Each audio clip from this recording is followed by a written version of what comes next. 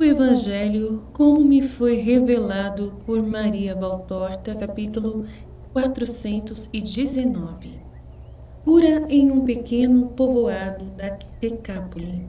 Parábola do escultor e das estátuas. Valtorta descreve a visão do dia 2 de outubro de 1944. É um pequeno povoado situado perto de um rio e com poucas casas muito modestas. Deve ser aquele lugar onde Jesus atravessou de barca o Jordão, que estava na cheia, pois eu estou vendo vir ao encontro de Jesus, que havia mandado à sua frente Iscariotes e Tomé, o barqueiro e seus parentes. O barqueiro, ao ver Jesus, que ainda estava longe, apressou o passo e, tendo chegado diante de Jesus, inclinou-se com grande respeito, dizendo: Bendito seja, Senhor, aos nossos doentes. Eles te estão esperando. Eu tenho falado muito de ti, todos deste lugar te saúdam.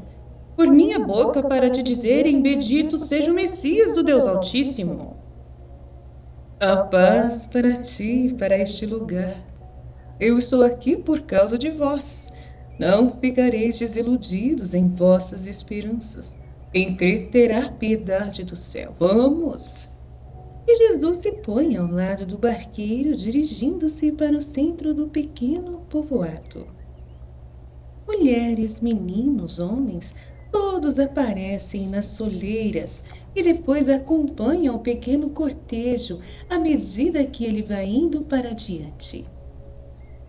A cada metro cresce o número das pessoas, pois sempre se vão unindo uma a outra até a primeira. Uns o saúdam, outros o bendizem, outros o invocam.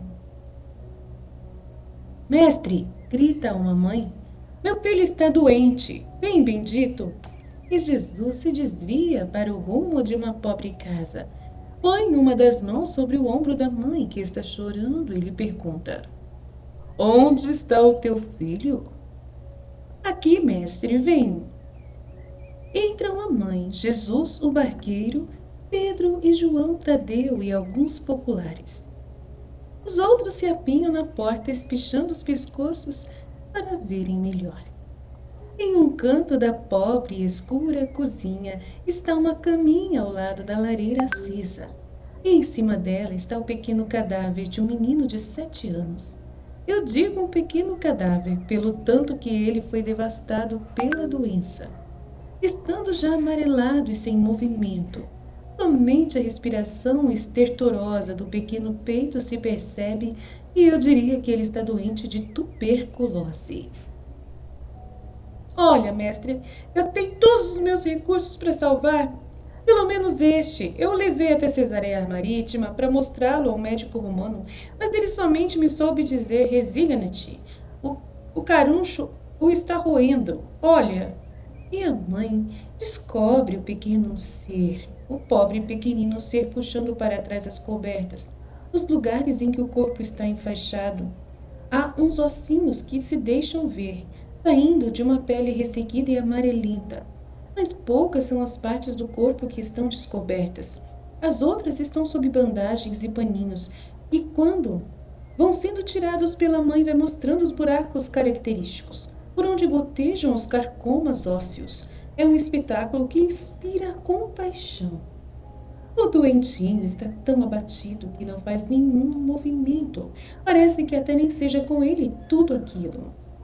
Ele apenas abre seus olhinhos, encovados, espantados, lança um olhar indiferente, eu diria enfastiado, para todas aquelas pessoas, depois torna a fechar os olhinhos. Jesus o acaricia, põe sua longa mão sobre a cabecinha caída e o menino abre de novo os olhos, olhando com mais interesse para aquele homem desconhecido e toca nele com tanto amor e que lhe sorri com tanta piedade. Queres ficar são? Fala Jesus em voz baixa, inclinando-se sobre o pequeno rosto macilento. Antes ele cobriu de novo o corpinho, dizendo à mãe que estava querendo pôr outras faixas. Não é preciso, mulher. Deixa como está. O doentinho concorda sem falar. Por quê?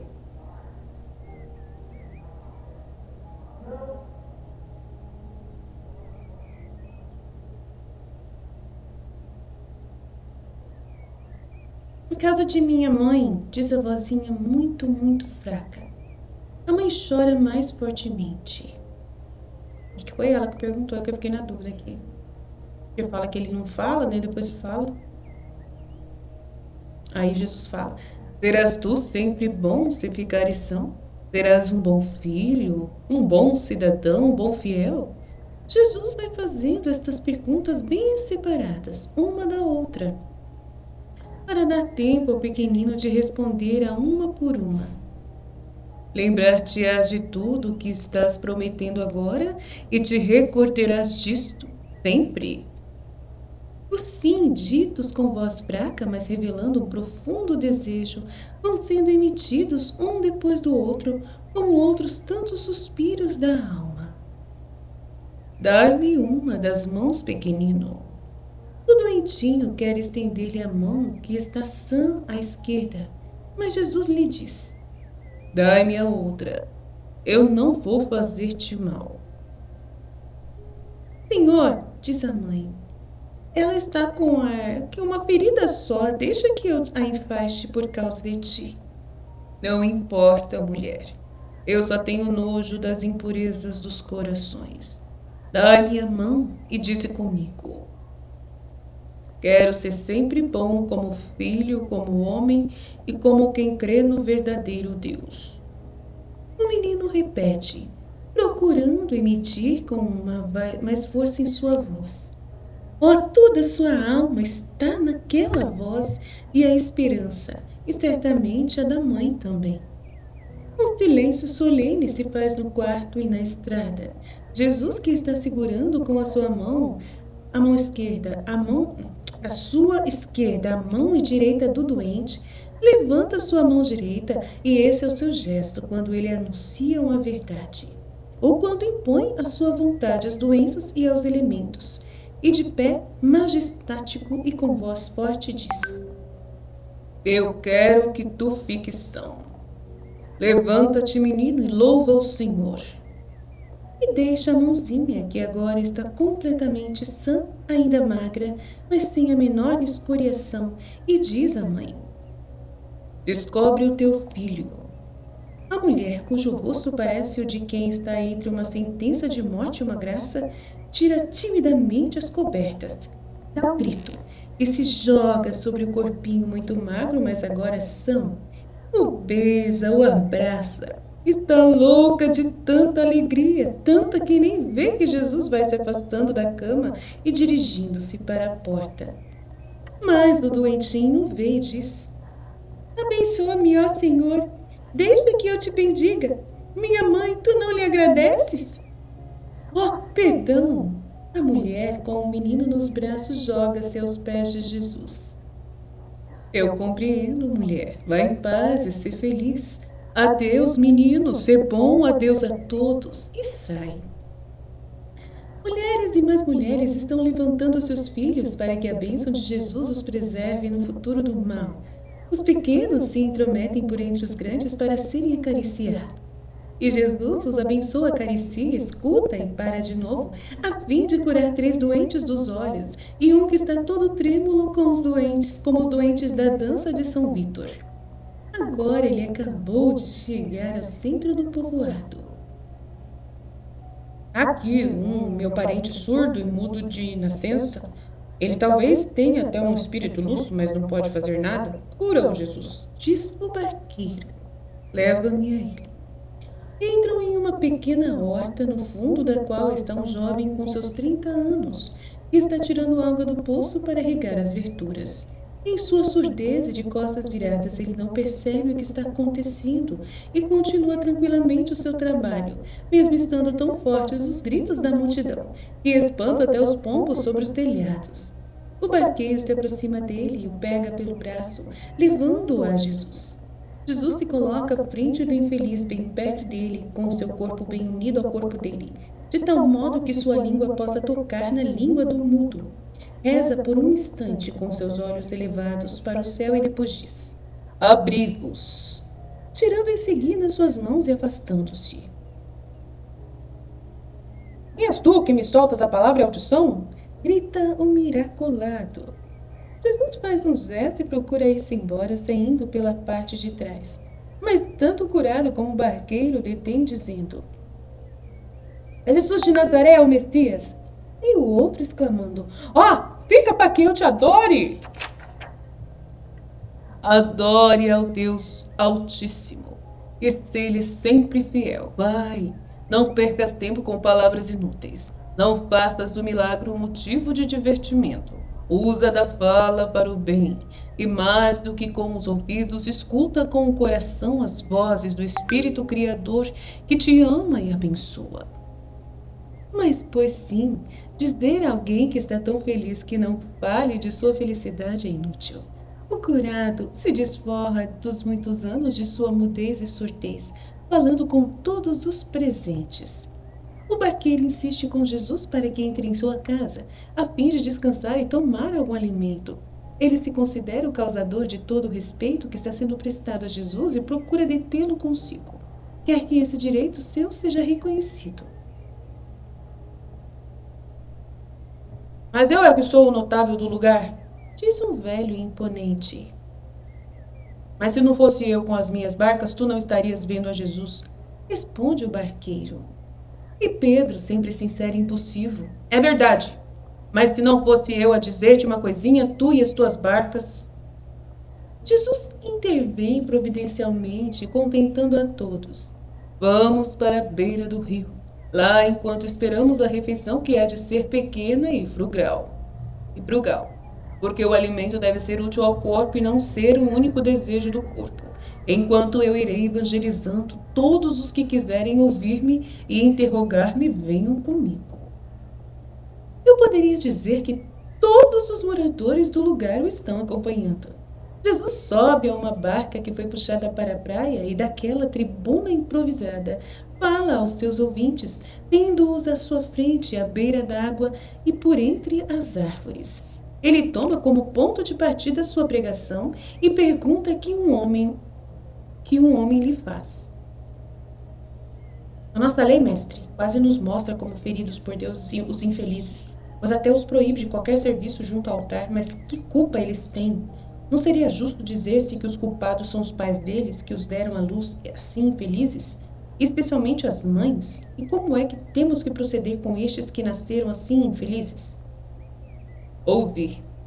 Um escultor perito e perfeito fez um dia a forma de uma estátua. E ficou uma obra tão bem feita que ele gostou muito dela. E disse: Quero que a terra fique cheia de maravilhas como esta. Mas ele sozinho não podia executar obra de tão magnitude. Então chamou um em sua ajuda, e em sua ajuda outras pessoas e lhes disse: Segundo este modelo, fazei-me até 10.000 estátuas igualmente perfeitas. Depois eu lhes darei os últimos retoques, infundindo uma expressão em suas fisionomias. Mas seus ajudantes não eram capazes de fazer aquilo, porque além de serem muito inferiores ao seu mestre em capacidade, tinham ficado um pouco ébrios, depois de terem provado uma fruta cujo suco cria delírios e névoas. Então o escultor deu a eles uma espécie de formas e disse: Modelai nelas o material, ficará uma obra com medidas exatas e eu a completarei, dando-lhe vida com um último retoque. E os ajudantes puseram mãos à obra. Mas o escultor tinha um grande inimigo. Era seu inimigo pessoal e inimigo dos seus ajudantes, e procurava por todos os meios desfazer-se do escultor e semear mal entendidos entre ele e os seus ajudantes. Para isso ele colocou nos trabalhos deles a sua astúcia, primeiro alterando o material que devia escorrer pela forma, e depois enfraquecendo o fogo, e mais adiante até o trabalho dos ajudantes. Então aconteceu que aquele que rege o mundo, para procurar impedir o máximo possível que a obra fosse realizada produzindo cópias imperfeitas, decretou sanções graves contra aqueles modelos que foram fabricados de modo imperfeito. E uma daquelas sanções era que aqueles modelos não pudessem ser expostos na casa de Deus, pois nela tudo deve, ou deveria ser sempre perfeito. Eu digo deveria, porque não é assim. Ainda que a aparência deles seja bonita, a realidade não é bonita. Os que estão presentes na casa de Deus parecem ser sem defeitos, mas o olho de Deus descobre neles os mais graves defeitos, os que estão dentro do coração. Oh, o coração! É com ele que se serve a Deus, na verdade é com ele. Não é preciso nem basta ter o olho limpo ou o ouvido perfeito, a voz harmoniosa, membros bem feitos para cantar louvores agradáveis a Deus. Não é preciso, nem basta ter belas vestes, limpas, perfumadas, límpido e perfeito. Harmônico e bem construído deve ser o espírito em seu olhar, seu ouvido, sua voz, suas formas espirituais, e estas devem ser ornadas de pureza. Esta é a veste bonita, limpa e perfumada pela caridade. Este é o óleo saturado da essência que agrada a Deus. E que caridade seria de alguém sendo feliz e vendo um infeliz, tivesse para com ele só zombaria e ódio, mas até pelo contrário, dupla e tripla medida será dada a quem, sem ter culpa, nasceu infeliz. A infelicidade é um sofrimento que traz merecimento para quem passa por ele, e para quem, junto com o desventurado, sofre também com aquilo, cuidando dele. Talvez pelo amor a algum parente, ou talvez até batendo no peito e pensando: a causa desse sofrimento sou eu com os meus vícios. Mas não devem nunca converter-se em causa de culpa espiritual para quem a vê. Em culpa ele se transformará, e se transformar em uma falta de caridade. Por isso eu digo: não vos sejais nunca sem caridade para com o vosso próximo. Nasceu ele infeliz? Amai-o, porque ele leva consigo o seu grande sofrimento. Tornou-se ele infeliz por sua culpa? Amai-o, porque sua culpa já se mudou em castigo. Será ele o pai de um infeliz que assim nasceu ou ficou assim? Amai-o, porque não há sofrimento maior do que a dor de um pai ferido em seu filho. É uma mãe que gerou um monstro? Amai-a, porque ela está literalmente esmagada por aquela dor que ela acha a mais desumana das dores. Desumana ela não é, pois ainda maior é a dor de uma que é mãe de um monstro em sua alma, pois ela se lembra de ter dado à luz um demônio e um perigo para a terra, para a pátria, para os amigos. Oh, esta não ousa mais levantar fronte, essa pobre mãe de um feroz, de um abjeto, de um homicida, de um traidor, de um ladrão, de um corrupto. Pois bem, eu vos digo, amai também a essas mães, as mais infelizes, pois elas, através dos séculos, serão chamadas mães de um assassino, de um traidor. Por toda parte a terra ouviu o pranto das mães dilaceradas por uma morte cruel do seu próprio filho. Desde Eva até hoje, quantas mães sentiram dilacerarem-se suas vísceras, mais do que nas dores do parto? Mas que é que eu estou dizendo? Elas sentiram que lhes estava sendo arrancadas as vísceras, e com elas o coração por alguma mão feroz, postas elas diante do filho assassinado. Justiçado, torturado pelos homens e uivando em seus espasmos, envolveram-se num delírio de um amor espasmódico e doloroso, sobre aqueles despojos que não ouviam mais nada. Não se acalentavam mais com o seu calor, nem podiam mais fazer nenhum gesto, quando não acontecia ter que ouvir ainda daquela boca estas palavras: Mãe, eu te odeio. E, no entanto, eu vos digo que a terra ainda não ouviu o grito, nem recolheu as lágrimas da mais santa e mais infeliz das mulheres. Mais santa e infeliz do que aquelas que estão eternas, que serão eternas na lembrança do homem. A mãe do Redentor morto e a mãe daquele que será seu traidor. Elas duas, mártires de um modo diferente, se ouvirão, apesar da distância entre elas. Se ouvirão gemendo, e será a mãe inocente, santa mais inocente, a inocente mãe do inocente, que dirá à sua irmã distante, mártir de um filho incrivelmente cruel: Minha irmã, eu te amo. Amai para serdes dignos desta que amará por todos, e amará a todos, o amor somente que salvará a terra. E Jesus desce do seu rústico púlpito e se inclina para acariciar um menininho seminu, vestido com uma camisolinha e que está rolando sobre a grama da praia. Depois de tantas e sublimes palavras do mestre, é agradável vê-lo assim interessado por um pequeno, como se tratasse de um simples homem. E depois ir partir o pão e oferecê-lo, dá-lo aos vizinhos e ir sentar-se para comer com os outros homens, enquanto com certeza já está ouvindo o uivo de sua mãe e vê Judas a seu lado. A mim me impressionou, a mim que sou tão impulsiva, este domínio dele sobre os sofrimentos, e por diversas outras coisas, é uma lição contínua que eu tiro disso. Mas os que estão presentes, ao contrário, parecem ter ficado completamente fascinados. Eles comem pensativos e silenciosos, olhando com reverência para o doce e amoroso mestre. E assim termina a doce visão, maravilhosa Ilde.